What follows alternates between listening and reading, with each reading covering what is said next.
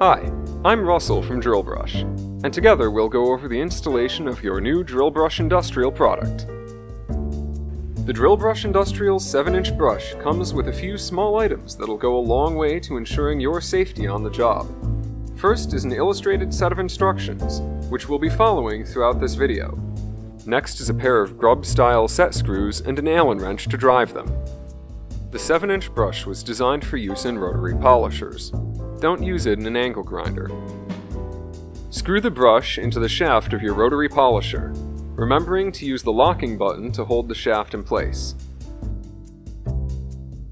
Use a crescent wrench, or a set of channel locks as shown here, to tighten the brush into place.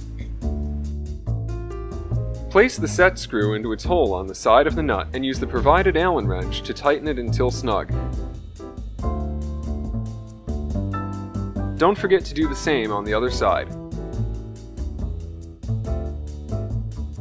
Now that the brush is secure, double check that your rotary polisher is set to less than 1600 RPM, don your ANSI approved eyewear, and you're ready to tackle the toughest of jobs.